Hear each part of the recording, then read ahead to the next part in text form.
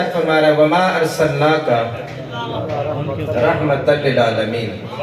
پہلے یہاں سے رسول اللہ صلی اللہ علیہ وسلم کی رحمت کی وسعت کا اندازہ لگا لیجئے کہ میرے نبی کی رحمت کی وسعت کیا ہے۔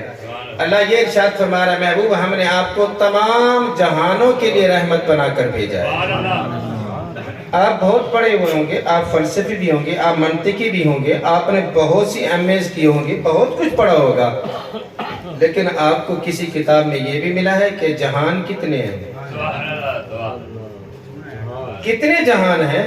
اللہ جو فرما رہا ہے ہم نے آپ کو تمام جہانوں کے لیے رحمت بنا کر بھیجا ہے۔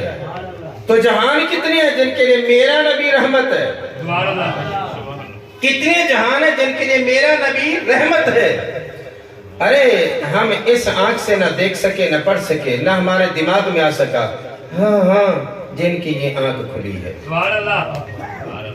جن کی یہ آنکھ کھلی ہے، جو صرف بصر والے نہیں ہیں بصیرت والے بھی ہیں، جو بصیرت والے ہیں نا جی، اور جو پھر سب جن کے سامنے سے پردوں کو اٹھا دیا جاتا ہے نا جی، وہ حضرات پھر بتا سکتے ہیں کہ اللہ نے کتنے عالموں کو تخلیق کیا ہے جی۔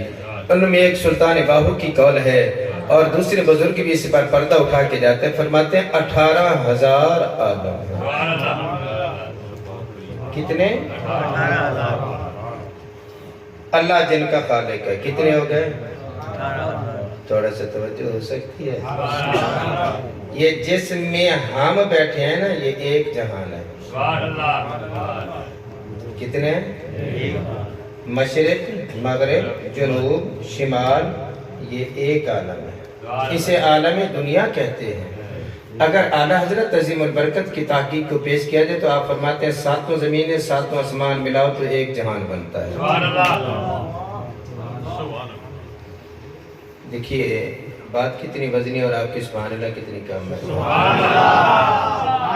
کتنے؟ 7 آسمان 7 زمینوں کو ملایا جائے تو کیا بنتا ہے؟ ایک عالم دنیا بنتا ہے۔ اور اتنے یا اس سے بڑے یا اس سے چھوٹے کتنے جہان ہیں؟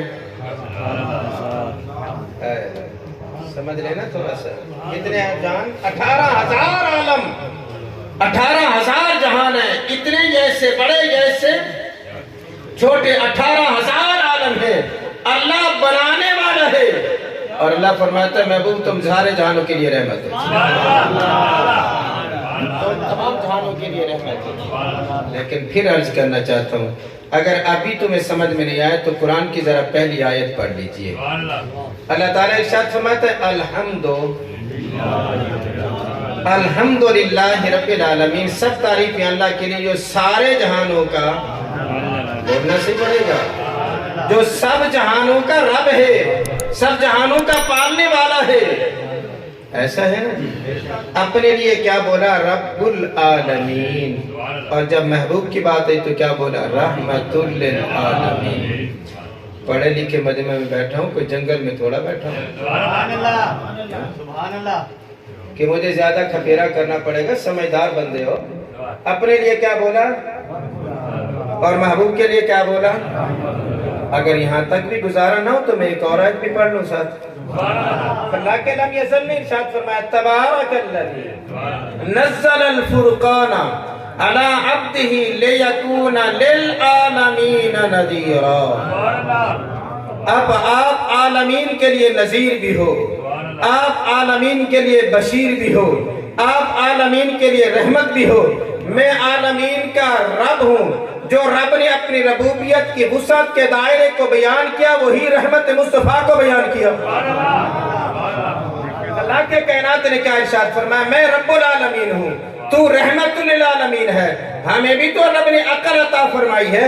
اتنا کہنا چاہتا ہوں مجھے اتنا بتا سکتا ہے کہ رب نے کوئی انچ محبوب سے چھپا کے رکھا ہو؟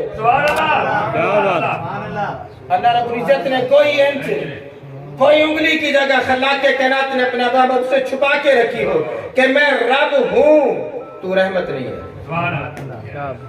ایسا ہو سکتا ہے؟ نہیں ہے نا۔ ادھر بولا رب العالمین، ادھر فرمایا رحمت للعالمین۔ اس کا واضح مطلب ہو گیا جہاں جہاں تک اس کی ربوبیت ہے وہاں وہاں تک مصطفیٰ کی رحمت بھی ہے، نبوت بھی ہے، رسالت بھی ہے۔ مسئلہ تو بڑا آسان سا ہے عزیزان گرامی، اگر آپ سمجھنے کی کوشش کریں گے تو میں سمجھاتا چلوں آپ دوستوں کو، ذرا توجہ سے سنیے گا۔ یہ ہم بھی عالمین میں ہیں یا نہیں ہیں؟ تو یہاں بھی رب کی ربوبیت ہے؟ کوئی انکار کر سکتا ہے؟ یہاں ہے رب کی ربوبیت، وہ کہتے ہیں میں رب العالمین ہوں، تو یہاں بھی رب کی ربوبیت ہے، تو پھر کہنا پڑے گا اگر رب کی ربوبیت یہاں پر بھی ہے تو پھر مصطفیٰ کی رحمت بھی یہاں پر ہے۔ جہاں جہاں تک رب کی ربوبیت موجود ہے وہاں تک مصطفیٰ کی رسالت بھی موجود ہے، نبوت بھی موجود ہے، رحمت بھی موجود ہے۔ نہیں میں ابھی سمجھا نہیں سکا، ایک بار پھر سبحان اللہ کہیے۔ سبحان اللہ۔ رحمت میرے مصطفیٰ کی صفت ہے، رحمت میرے مصطفیٰ کی کیا ہے؟ صفت ہوتی ہے، اور صفت موصوف کے بغیر نہیں ہو سکتی۔ صفت موصوف کے بغیر، جہاں صفت ہوگی وہاں موصوف ہوگا۔ صفت رحمت میرے نبی کی یہ صفت ہے، رحمت میرا نبی ہے راحم، تو پھر مجھے کہنا ہے عزیزان گرامی ربوبیت رب کی صفت ہے، رب کی ذات نہیں ہے، اس کی صفت ہے۔ جہاں رب کی صفت ربوبیت موجود ہے وہاں رب کی ذات کے جلوے بھی موجود ہیں، تو پھر کہنا چاہیے جہاں مصطفیٰ کی رحمت موجود ہے وہاں مصطفیٰ بھی موجود ہے۔ جہاں تک مصطفیٰ کی رحمت موجود ہے نا، فرمایا کہ وہاں تک مصطفیٰ بھی موجود ہے۔ اور خالق کائنات نے کلام مجید میں کیا ارشاد فرمایا؟ فرمایا النبی اولا بالمؤمنین من انفسہم، دیکھنے والی آنکھ بنا، میرے نبی تو اس سے دور نہیں ہے، تیری رگ حیات اتنی قریب نہیں ہے جتنا میرا مصطفیٰ تیرے قریب ہے۔ النبی اولا بالمؤمنین من انفسہم جی۔ پھر ایک جملہ پھر کہنا چاہتا ہوں نظام کی ذرا ذرا توجہ سماعت فرما لینا جی۔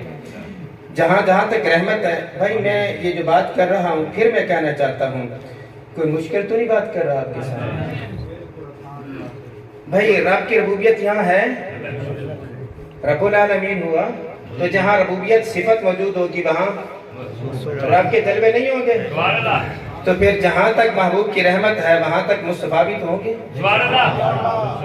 میرا محبوب عالمین کے لیے نذیر ہوا، میرا محبوب عالمین کے لیے بشیر ہے، اور میرا محبوب عالمین کے لیے رحمت ہے۔ گویا پھر کہنا چاہتا ہوں جہاں تک رب کی ذات موجود ہے مصطفیٰ کی ذات بھی موجود ہے۔ اسی پر پھر کلام کرنا چاہتا ہوں عزیزان گرامی، آئیے ذرا توجہ سے سنیے گا۔ میں نے پہلے بولا کہ رب نے سب سے پہلے تیرے اور میرے حبیب کے نور کو پیدا فرمایا۔ اب کیا کہا اللہ رب العزت نے؟ محبوب ہم نے آپ کو کیا بنا کر بھیجا؟ اچھا تھوڑی سی مشکل آئے گی، وہ آپ کو تھوڑا سا میں معذرت خواہ ہوں کیونکہ وہ سمجھانا میری مجبوری ہے۔ رحمت مصدر ہے، عربی گرامر ہے، رحمت مصدر ہوتا ہے۔ آپ اس بات کو جانتے ہو کہ ایک مصدر ہوتا ہے اور اس سے پھر آگے افعال مشتق ہوتے رہتے ہیں، تو عربی زبان میں بھی رحمت کیا ہوا؟ مصدر۔ جو کچھ بنتا ہے پھر افعال اسم فاعل اسی سے بنتا ہے، یہ مصدر۔ اور مصدر کے بارے میں عربیوں کا اصول ہے، فرماتے ہیں مصدر جو ہوتا ہے نا کبھی فاعل کے معنی بھی ہوتا ہے کبھی مفعول کے معنی بھی ہوتا ہے۔ فاعل کا معنی کیا ہوتا ہے؟ رحمت کرنے والا۔ مرحوم کا معنی ہوتا ہے جسے رحمت کی ضرورت ہو، وہ مفعول ہو گیا۔ فاعل جو کرنے والا وہ فاعل ہو گیا، رحمت کرنے والا۔ اب اس کو سمجھانے کے بعد پھر آتا ہوں عربی کی طرف۔ رحمت مصدر ہے، کبھی یہ اسم فاعل کے معنی ہوگا میں راحم کے معنی میں، اور کبھی یہ اسم مفعول کے معنی میں ہوگا مرحوم کے معنی میں۔ یہاں علماء ارشاد فرماتے ہیں مرحوم کے معنی میں نہیں ہے بلکہ راحم کے معنی میں ہے۔ توجہ رکھنا پڑے گی، یہاں راحم کے معنی میں ہے، مرحوم کے معنی میں نہیں۔ کیوں؟ راحم ہے مصطفیٰ، رحمت کرنے والی ہے ذات مصطفیٰ، مرحوم ہم ہیں۔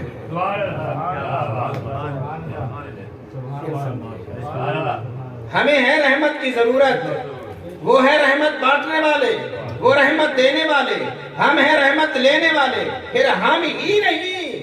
اللہ فرماتا ہے پورا جہان، العالمین، فرمایا پورے کے پورے عالمین جو ہیں وہ مرحوم ہیں، میرا نبی راحم ہے، میرے نبی کے رحمت کا چشمہ چل رہا ہے، پورا جہان اس سے مستفید ہو رہا ہے، پورا جہان رحمت مصطفیٰ سے حصہ لے رہا ہے۔ لیکن جو بات میں کہنا چاہتا ہوں اس پر ذرا توجہ فرمائیے گا کہ جو راحم ہے رحمت دینے والا وہ ہوتا ہے محتاج الیہ، اور جسے رحمت کی ضرورت ہے وہ محتاج ہوتا ہے۔ میں مشکل میں نہیں جا رہا، میں آسان کرنا چاہتا ہوں۔ جو راحم ہے نا، رحمت کرنے والا، وہ ہوگا حاجت روا، مشکل کشا، وہ محتاج الہ ہے، اور جسے رحمت کی ضرورت ہے وہ محتاج ہو گیا۔ ہمیں ضرورت ہے جہان والوں کو، پورے جہانوں کو ضرورت ہے رحمت کی، ہم ہوئے محتاج، نبی ہوا محتاج الہ، محتاج بعد میں ہوتا، محتاج الہ پہلے ہوا کرتا ہے۔ محتاج بعد میں ہوتا ہے، محتاج الہ پہلے ہوتا ہے۔ اس کا واضح مطلب ہو گیا نبی راحم ہیں، آپ محتاج الہ ہیں، محتاج الہ پہلے ہوگا، محتاج بعد میں ہوتا ہے۔ ماننا پڑے گا مصطفیٰ پہلے ہیں، سارے جہان بعد میں ہیں۔ اور اگر نبی کی رحمت نہ ہوگی، فرمایا پھر جہان بچ بھی نہیں سکے گا۔ عزیزان گرامی، فرمایا یہ تباہ و برباد ہو جاتے خدا کی قسم۔ اس لیے پہلے رحمت کو بنایا گیا، پھر سارے جہانوں کو بنایا گیا۔ خدا کی قسم یہ جو تمہیں بقا جہانوں کی نظر آ رہی ہے، سچ کا مصطفیٰ کی نظر آ رہی ہے۔ اس لیے خلاق کے کائنات نے کیا ارشاد فرمایا، فرمایا وَمَا أَرْسَلْنَاكَ إِلَّا رَحْمَةً لِلْعَالَمِينَ۔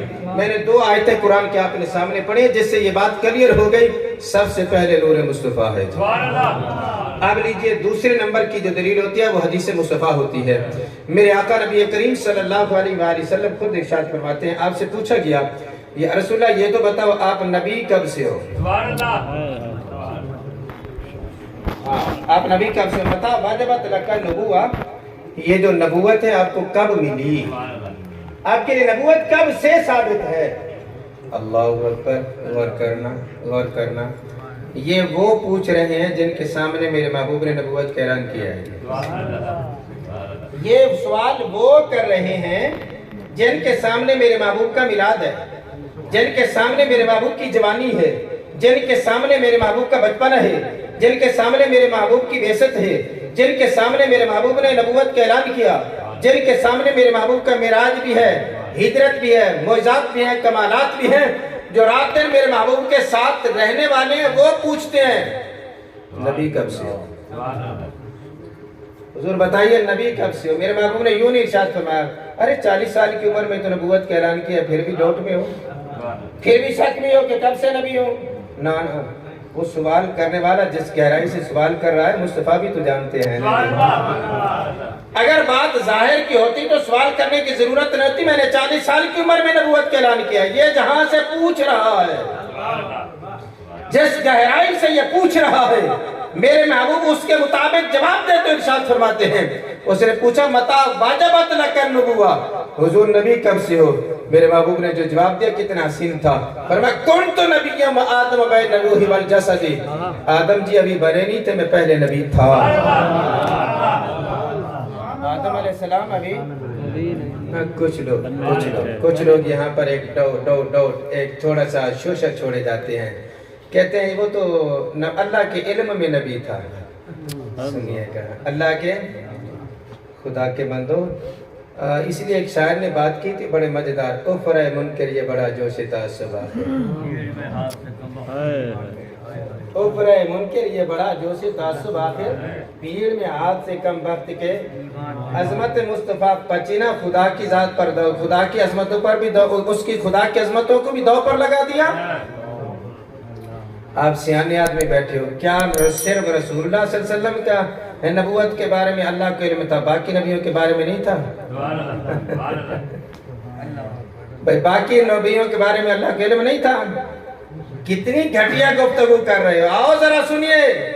تقدیر تو علیحدہ ہے، جس کو رب نے نبوت دینی ہے وہ سب رب کے علم میں ہے، لیکن سائل کہتا ہے حضور یہ بتاؤ منصب نبوت پر کب سے فیض ہو؟ حضور بتاؤ منصب نبوت پر کب سے فیض ہو؟ تو میرے محبوب نے کیا ارشاد فرمایا، ابھی پہلا انسان نہیں بنا تھا، میں پہلے منصب نبوت پر فیض تھا، پہلے نبی تھا۔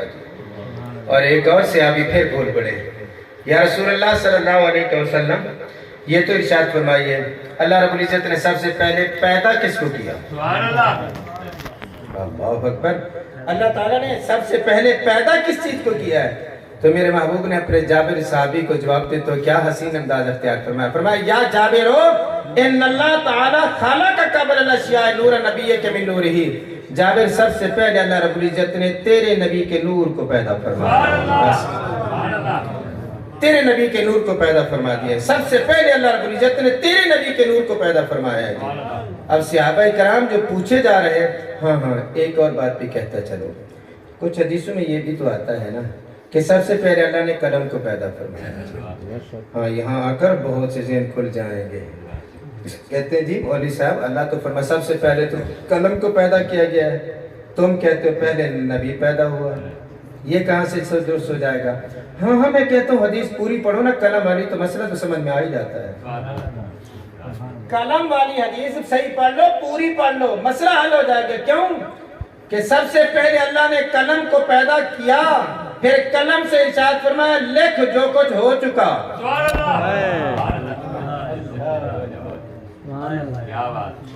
سمجھے نہیں ہو آپ؟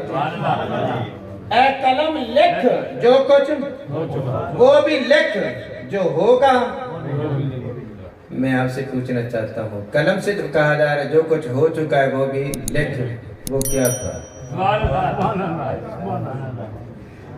وہ کیا تھا جس اللہ فرما رہا ہے کہ قلم سے کہ لکھ؟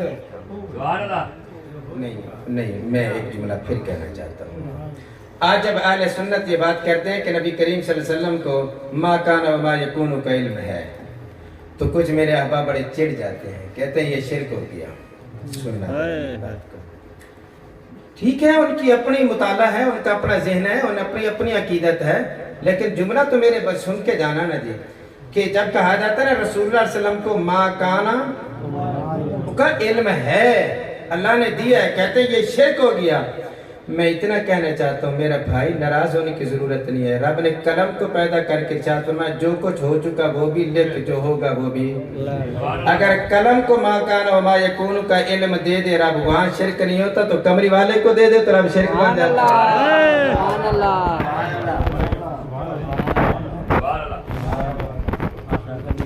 نہیں سمجھ نہیں پایا میری بات، تھوڑا سا سبحان اللہ کہیے تاکہ پھر میں اور باتیں کروں۔ اللہ رب العزت نے قلم کو پیدا کر کے کیا ارشاد فرمایا؟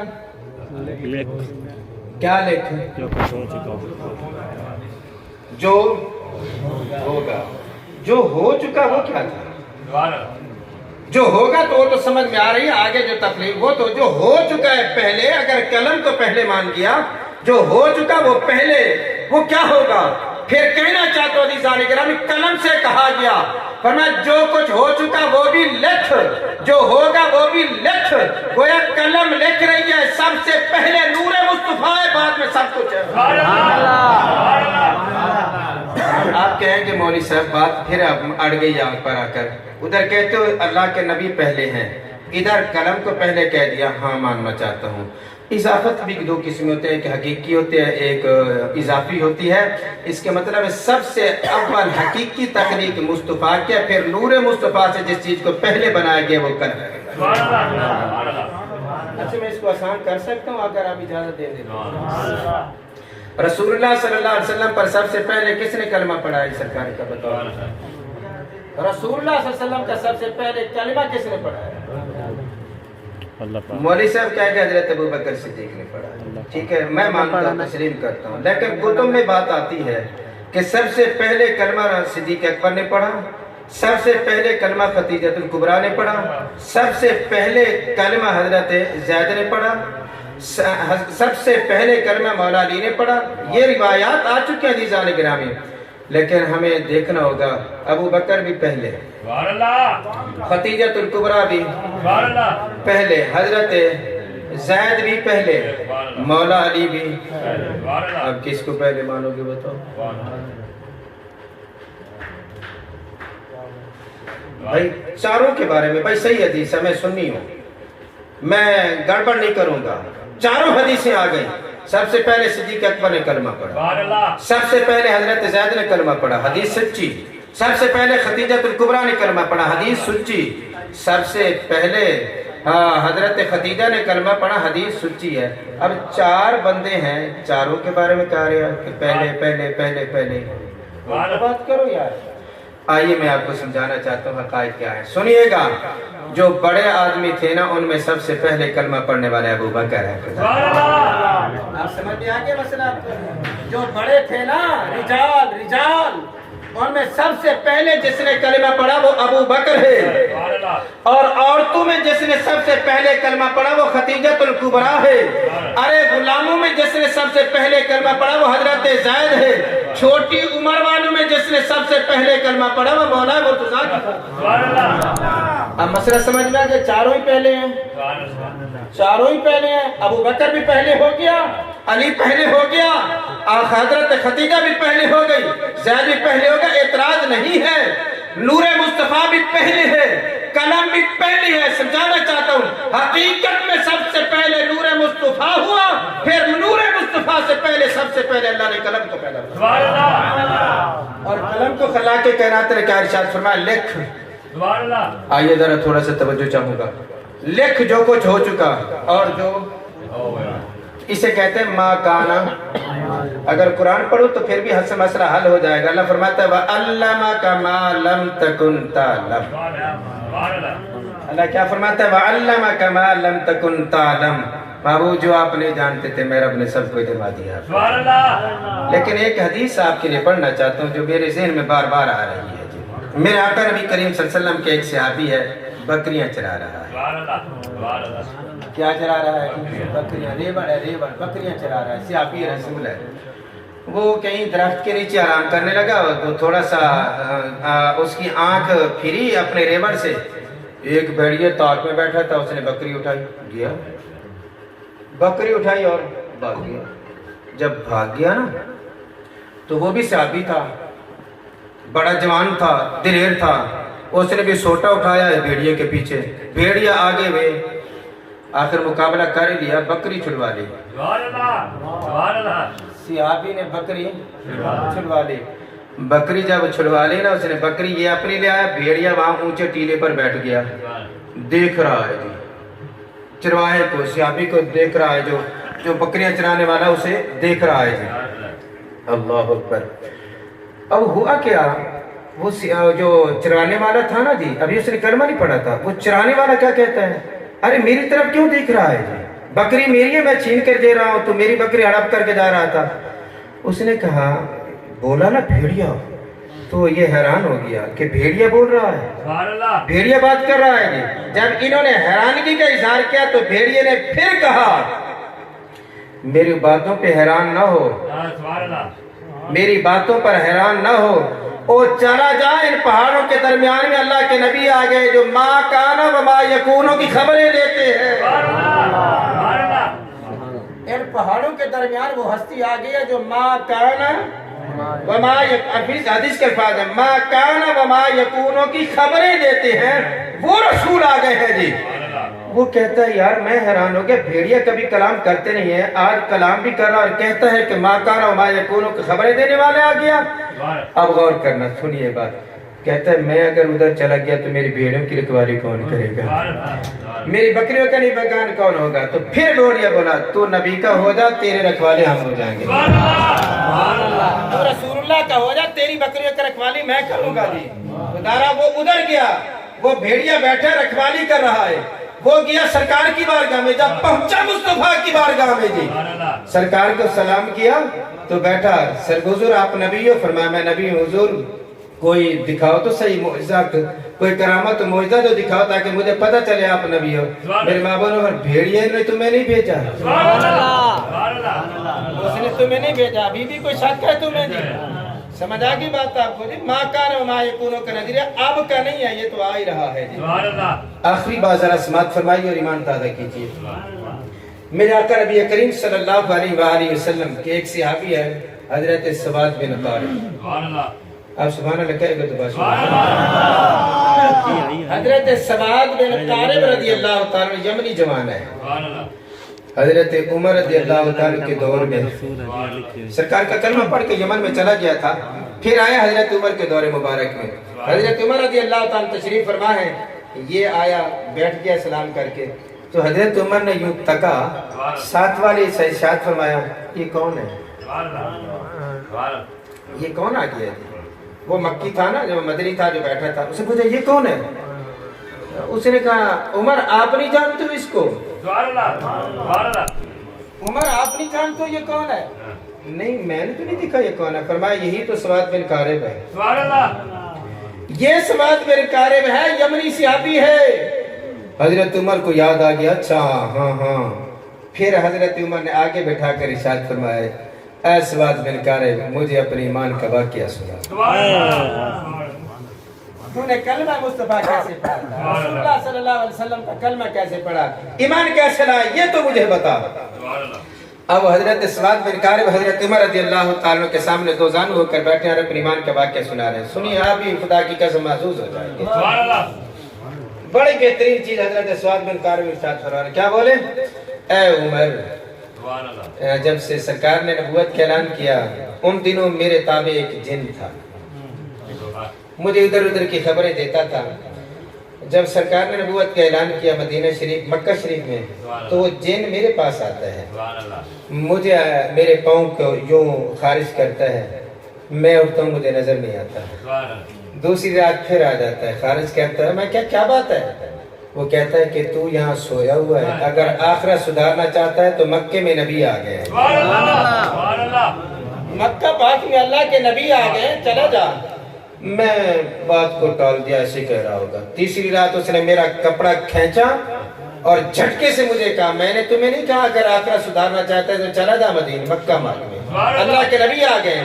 اور ایک بات اس نے پڑھی، مجھے اللہ کی قسم ہے نبی آ گیا ہے۔ یہ جن کہتا ہے مجھے اللہ کی قسم ہے وہ نبی آ گیا ہے، جاؤ کلمہ پڑھو آخرت سدھر جائے گی۔ حضرت سواد کہتے ہیں پھر میں نے بھی بستر اٹھا لیا، سامان باندھا سفر کا، چلو مدینہ، یمن سے جو آ رہا تھا نا، میں مدینہ چلوں سرکار کی زیارت کروں کلمہ پڑھوں، مکہ چلوں۔ جب آپ فرماتے ہیں میں مکہ پہنچا نا تو میں نے پوچھا سرکار کے بارے میں، انہوں نے بتایا یہاں سے چلے گئے ہیں مدینہ، محبوب ہجرت کر کے مدینے چلے گئے ہیں۔ پھر میں مدینے پہنچا، جب میں مدینے پہنچا نا، سننا بات کیوں، جب میں مدینے پہنچا نا، جب میں مدینے والوں سے پوچھا سرکار کہاں ملیں گے، اللہ کے نبی کہاں ملیں گے، تو دوستوں نے کہا، لوگوں نے کہا مسجد میں بیٹھے، اللہ کے نبی مسجد میں آرام کریں، مسجد میں بیٹھے، وہاں جا کر مل لو۔ آپ فرماتے ہیں میں مسجد میں گیا تو صحابہ بیٹھے ہوئے تھے، صدیق اکبر بھی بیٹھے، میں پیچھے ہو کر بیٹھ گیا۔ توجہ رکھنا میرے جملے، میں پیچھے ہو کر بیٹھ گیا، بیٹھا نا میں تو محبوب نے یوں دیکھا تو صدیق اکبر سے کہا یہ جو پیچھے بیٹھا اسے بلا کے لے آؤ۔ صدیق اکبر سے آ کر نبی کریم صلی اللہ علیہ وسلم نے کیا ارشاد فرمایا ابو بکر یہ جو پیچھے بیٹھا ہے اس کو بلاؤ۔ اب وہ آ گیا نا، سرکار کو سلام کیا، بیٹھ گیا۔ میرے آقا نبی کریم صلی اللہ علیہ وسلم نے ارشاد فرمایا یمن سے آیا ہے نا، یمن سے آیا، جی حضور۔ آپ نے فرمایا ذرا سناؤ تو صحیح اپنے جن والی بات، تیرے جن نے جو ہمیں بھیجا ہے تو ہماری طرف بھیجا ہے، ذرا وہ تو سناؤ۔ حضرت سواد نے پھر حضرت عمر کو یہ سنا رہے ہیں اپنے ایمان کا واقعہ کہ ایسا ایسا ہوا۔ جب میں نے رسول اللہ صلی اللہ علیہ وسلم کو یہ کہا نا، سرکار نے مجھ سے اپنے جن کی بات سناؤ، میں مان گیا کہ واقعہ ہی نبی ہے، کیونکہ واقعہ میرا اور میرے جن کا یمن میں ہوا ہے، یہ مدینے میں ہے، وہ یمن میں ہوا۔ جو یہاں سے مدینے میں بیٹھ کر یمن کی باتوں کو جانتا ہے وہ جھوٹا نہیں ہے، وہ سچا نبی ہے۔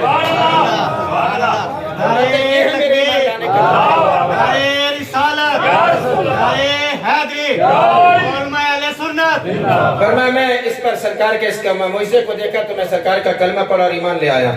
لیکن پھر کہنا چاہتا ہوں حضرت سواد نے جو نعت لکھی ہے نا وہ سننے والی ہے، اور یہی اشعار کا ترجمہ، اور میری بات ختم عزیزان گرامی۔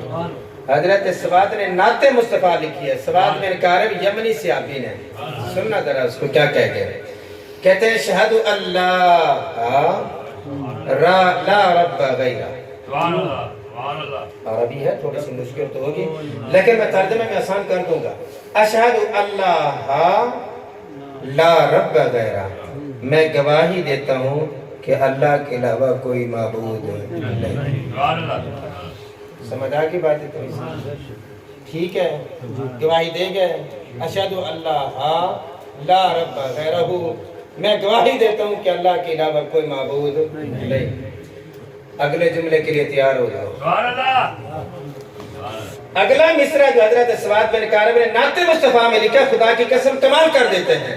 اشہد اللہ لا رب غیرہ وانک مأمون علی کل غائب. انک مأمون علی کل غائب. اللہ کے علاوہ کوئی عبادت کے لائق نہیں ہے، کوئی معبود نہیں ہے. یا رسول اللہ، اللہ نے آپ کو کل غیب کا امین بنا کر بھیجا ہے. وَأَنَّكَ مَأْمُونٌ عَلَى كُلِّ غَائِبٍ. سن لو، سنیے اپنا عقیدہ. یہ عقیدہ بریلی میں نہیں تراشا گیا. یہ عقیدہ جو قبلہ کاظم کریم نے ملتان میں بنا کر ہمیں نہیں دیا. خدا کی قسم کل علم غیب کا عقیدہ مدینے سے آ رہا ہے. انک مأمون علی کل غائب. یا رسول اللہ، اللہ رب العزت نے آپ کو کل غیب کا نہیں، یہی تو مسئلہ ہے. امین بنا کر بھیجا ہے. سمجھنا امین ہونا لفظ بڑا پیارا ہے. خدا کے ساتھ کہا جا رہا ہے پیار اے اللہ کے نبی، اللہ نے آپ کو کل غیب کا یعنی آپ کے پاس امانت ہے. یہ جو کل غیب اللہ نے آپ کو دیا، یہ آپ کے پاس کیا ہے جی؟ اچھا، امانت دینے والا کون ہے؟ جسے امین بنایا گیا. تو جس کی امانت ہوتی ہے نا، جس کی امانت ہوتی ہے نا جی، اس کی اجازت کے بغیر امانت میں تصرف تو نہیں ہوتا. جس کی امانت ہوتی ہے نا جی، اس کے اجازت کے بغیر امانت میں تصرف. میں سمجھانا چاہتا ہوں، کوئی شخص آپ کے پاس زیور رکھ جاتا ہے کہ یہ بطور امانت رکھ لو، ہوتا ہے یا نہیں ہوتا؟ آپ کی شادی کوئی آگے آپ کے بچے نے کہا بابا وہ جو ہمسائے امانت رکھ گئے تھے وہ دو ذرا، میں شادی نپٹا لوں، دے دو گے؟ کرو گے تصرف؟ بچی کہہ رہی ہے بابا دے دو، کچھ نہیں آپ کا دوست ہے. بہتر نہیں، میں امین ہوں. اس نے مجھ پر اعتبار کیا، میں امین ہوں، میں تمہیں کیسے دے دوں؟ وہ کہتے ہیں چاچو سے پوچھ ہی لو نا. اگر وہ اجازت دے دو پھر، ہاں اگر وہ اجازت دے دے پھر، اگر اس نے اجازت دے دی پھر تصرف ہے. گویا کل غیب نبی کے پاس امانت ہے. نبی امین ہے، رب نے امین بنایا ہے. جہاں رب چاہتا مصطفیٰ غیب سے پردہ اٹھا دیتے ہیں، اور جب رب نہیں چاہتا ہے صحیح لیکن بتاتے نہیں ہیں.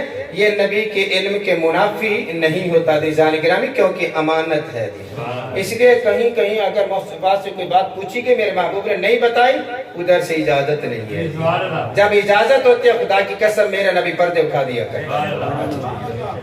سمجھ آ گیا؟ پہلا کلام آپ کے سامنے جی، اشہد اللہ لا رب غیرہ وانک مأمون علی کل غائب. اب لفظ پکا لو نا، کیونکہ اس وقت حملہ کرنے والے بھی بہت تیار بیٹھے ہیں. تو کچھ یاد کر کے جاؤ گے نا جی تو پھر فائدہ ہوتا ہے نا جی. علی کل غائب، ہر غیب کا امین. ایک شعر ہو گیا، لیجئے دوسرا شعر سنیے اور لطف اندوز ہو جیجیے.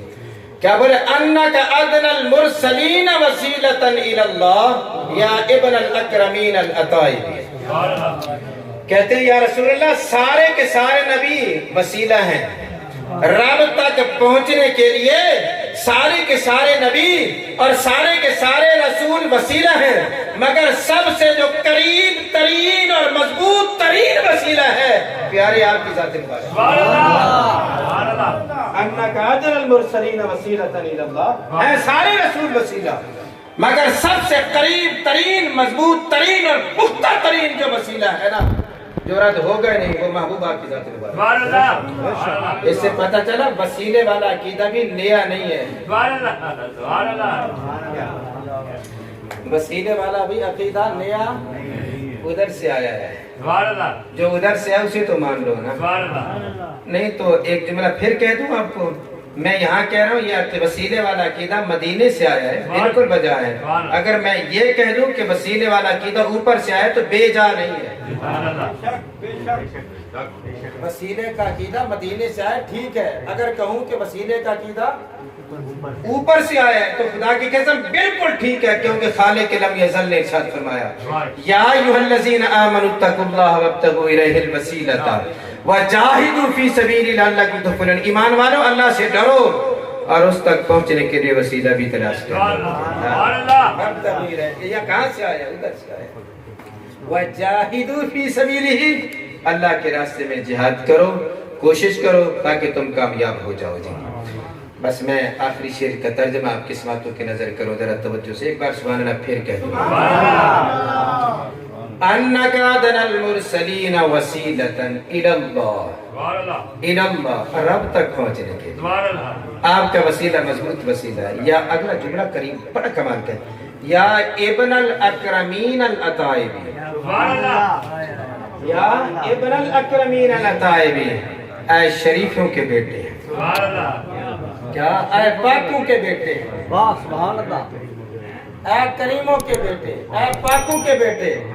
سمجھ آ گئی آپ کو مسئلہ کیا ہے؟ جی ہم اہل سنت کہتے ہیں کہ جب سے آدم علیہ السلام کے جسد مبارک میں نور مصطفیٰ رکھا گیا، پھر جتنے اسلاب و ارحام سے یہ ہوتا ہوا حضرت عبداللہ اور حضرت آمنہ تک پہنچا، ان میں کوئی پوشت بھی پلیت نہیں ہے، کوئی پیٹ بھی پلیت نہیں ہے، سارے آبا بھی پاک ہیں، امہات بھی پاک ہیں. یہ اہل سنت کا عقیدہ ہے. خدا کی قسم یہ عقیدہ بھی ادھر سے آیا ہے کہ میرے نبی کے آباء و اجداد میں نہ کوئی کافر گزرا ہے نہ کوئی مشرک گزرا ہے، سارے کے سارے پاک تھے، پاک تھے. ابن الاکرمین الاتائبی، اے کریموں کے بیٹے. جی آگے جو فریاد کرتے ہیں نا حضرت سعد بن کارب، نہیں میں سمجھا نہیں سکتا میں کس کی بات کر رہا ہوں بھلا؟ صحابی کی. توجہ ہے کس کی بات کر رہا ہوں؟ میں ابھی احمد رضا کے کلام کو نہیں پڑھا، میں نے اپنے کریم کاظمی کریم کی بات کو نہیں پڑھا، میں تاجدار گولڑا کا کلام ابھی نہیں پڑھ رہا. وقت ہوتا میں آپ کو سناتا، لیکن اتنی میری بات ذہن نشین کرنا. ابھی تو میں صحابہ کی بات کر رہا ہوں جن کے بارے میں ارشاد اللہ فرماتا ہے ایمان لانا ہے تو ان جیسا لے آؤ. ایمان لانا وَإِذَا قِيلَ لَهُمْ آمِنُوا كَمَا آمَنَ النَّاسِ، ایمان لانا ہے تو ان جیسے ایمان لاؤ جن کے ایمان کی ریس رب کر رہا ہے. اور کائنات والوں کو کہتا ہے ایمان ایسا ہونا چاہیے. تو وہ کیا کہہ رہے ہیں؟ جی کہتے ہیں نبی کو کل غیب، نبی رب کی بارگاہ میں وسیلہ، نبی کا خاندان، نبی کے آباء و اجداد پاک. اگلا جو کلام آپ نے پڑھا ہے کتنا حسین سا ہے، خدا کی قسم. کون لی شفیع، خدا کی قسم میں تو جھوم رہا ہوں، ذرا خود بھی تم بھی جھوم جاؤ تو مزہ آ جائے گا. ارے ہائے کون لی شفیع، صحابی کا کلام ہے اور شان مصطفیٰ ہے، عظمت مصطفیٰ ہے. اور میں عرض کر رہا ہوں کہ سواد اس شعر میں وہ کچھ کہہ رہا ہے جس کے ہم میں سے ہر ایک کو تمنا ہے. جس سکین پہ ہم بیٹھے ہیں حضرت سواد وہی کہہ رہا ہے کیا؟ کن لی شفیع یوم لا ذو شفاعہ، یا رسول اللہ اس دن میرے سفارشی بن جانا جب کوئی سفارش کرنے والا نہ. یوم یفر المرء من اخیہ، بھائی ہے تمنا ہے، خواہش ہے، ارادہ ہے، یہی مقصد لیے بیٹھے ہیں نا. جی ذکر سرکار کریں گے، آج ہم ان کی یادیں منائیں گے، کل وہ بھی ہمارا بازو تھام لیں گے. اسی تمنا سے میلاد منایا کرو تاکہ عشق نبی بھی بڑھے، ادب نبی بھی بڑھے. جی میں جملہ پھر کہنا چاہتا ہوں. حضرت امام مالک عالم مدینہ ہے جن کے بارے میں میرے محبوب نے اپنی حیات میں خبر دے دی تھی. فرمایا لوگ علم کی پیاس بجھانے کے لیے دور دراز سے سفر کریں گے مگر پیاس سے علم کہیں نہیں بجھے گی سوائے عالم مدینہ کے.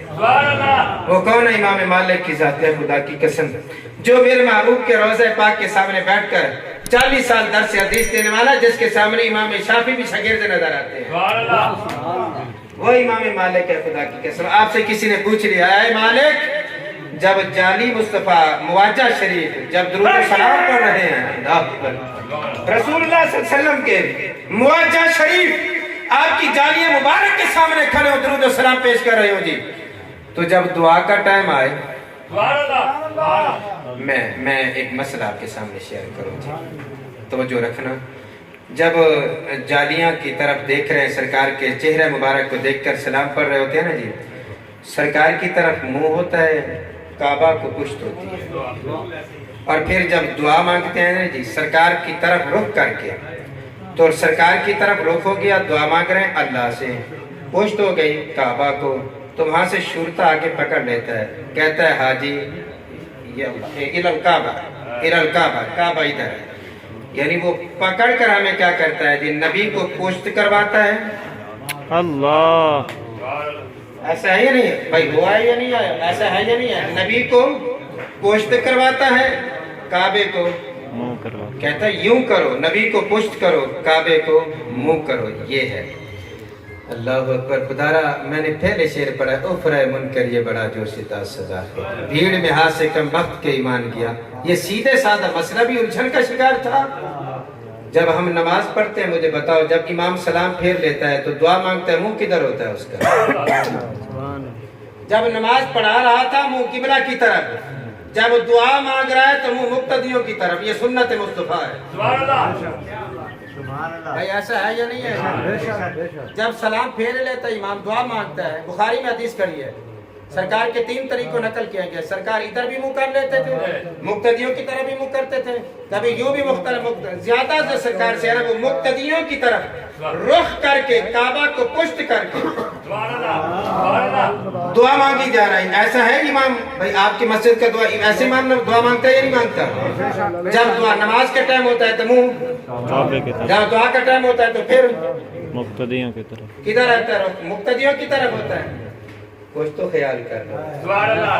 اگر یہاں مرسی کی مسجدوں میں جو دیوبندی کی مسجد ہو، اہل حدیث کی مسجد ہو، سنی کی مسجد ہو، یہاں دعا مانگتے وقت مقتدیوں کی طرف منہ کرے، کعبہ کو پشت کرے، کوئی بھی آدمی نہیں ہے. اور گنبد خضرا پہ کون سی بھی آدمی ہو جاتا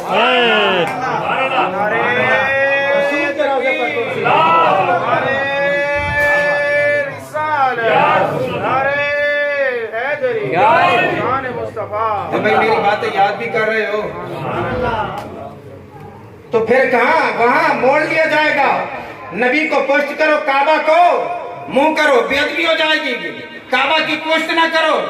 ارے خدا کے بندو، یہی مسئلہ امام مالک سے جب پوچھا گیا کہ مالک تم بتاؤ، جب دعا کا وقت آئے گنبد خضرا کے سامنے تو نبی کو پشت کرے یا منہ کر کے رب سے مانگے؟ امام مالک نے جو جواب دیا ہے، شاکان مصطفیٰ اسے دل کی تختی پر لکھ کے جانا. آپ فرماتے ہیں اور لوگوں، اگر آج تم نے نبی کو پشت کر لی، کل قیامت کے دن وہ پشت کر دیں تو کدھر جاؤ؟ آج تم رسول اللہ صلی اللہ علیہ وسلم کو پشت کر کے کھڑے ہو نا جی، کل انہوں نے رخ پھیر لیا.